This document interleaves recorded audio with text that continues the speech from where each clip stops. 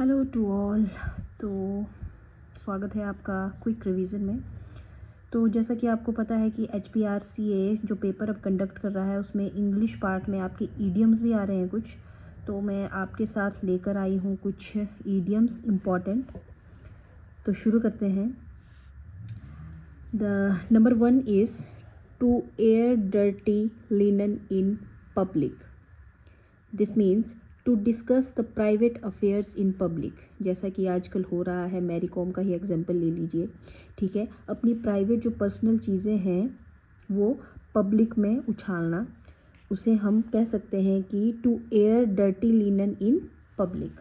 Okay, then the second one is to grease the palm. To grease the palm, it means grease करना। आपके palm होते हैं ये, शायद ये उसको ग्रीस करना, खुद ही समझ जाइए। Means to bribe someone. Okay, किसी को रिश्वत देना। This means to grease the palm. And the next one is to take the bull by the horns, ठीक है। This means to face danger boldly, हिम्मत के साथ किसी भी खतरे का सामना करना। To take the bull by the horns. Okay, then the fourth one is turn a deaf ear, ठीक है। this means to pay no heed, कि कोई भी ध्यान ना देना।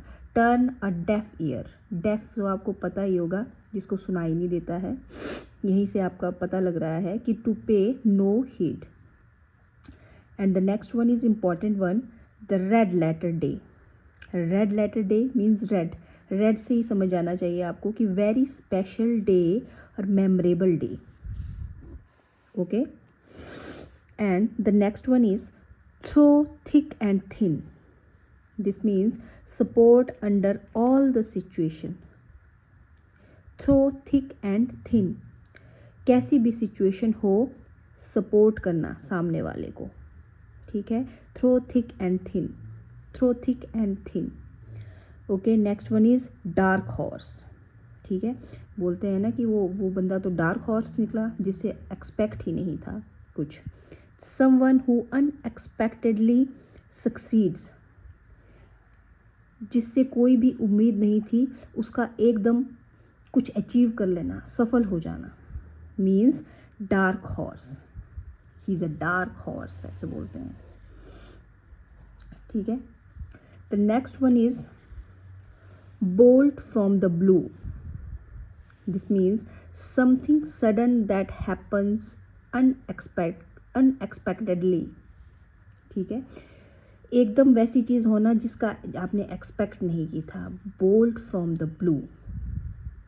ओके, at snail's pace, ये तो आपको इसी से पता लग रहा होगा कि at snail कैसी होती है, बहुत धीमी धीमी चाल में चलती है, वैसे ही do something very slowly.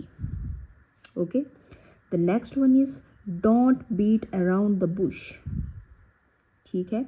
Avoid the topic, जब कोई आपके सामने किसी टॉपिक को अवॉइड करने की कोशिश करता है, जैसे कोई बहस छिड़ जाती है और वो ऐसे अवॉइड करने की कोशिश करता है, तो आप कह सकते हैं कि don't beat around the bush, avoid the topic. Okay, and the next one is make no headway, ठीक है। this means unable to progress ahead, ठीक है। and the next one is in a nutshell. in a nutshell means express very briefly, briefly कोई चीज़ है जो express करता है, in a nutshell. okay, and the next one is best of both the worlds, means all the advantages. Okay, and the next is leave no stone unturned, ठीक है। means try everything possible, ठीक है।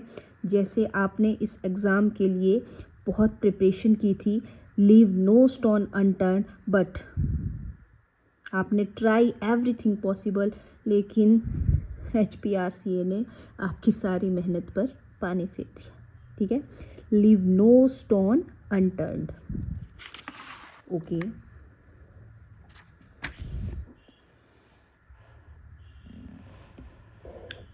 Next one is to ball in one's court means to be responsible for the further action. Next one is birds of same feather, people with similar character. Same feather, similar character. ठीक है. A wild goose chase means useless search, जिसका कोई समाधान ना हो, useless search. And the next one is back to the square one, come to the original point. बोलते हैं ना कभी बातचीत में, back to the square one, come to the original point. आप बोल सकते हैं back to the square one.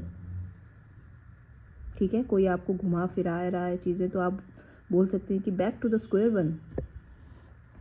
Then be at your wit's end. Be overwhelmed with the problem. ये क्या withstand, इसे स्किप कर लीजिए. ठीक है.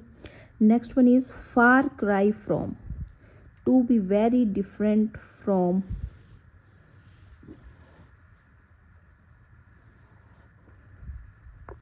ओके, आज के लिए बस इतने ही, बाकी थोड़ा थोड़ा करके पढ़ेंगे इन्हें हम. तो bye bye, share, subscribe and like. Thank you so much.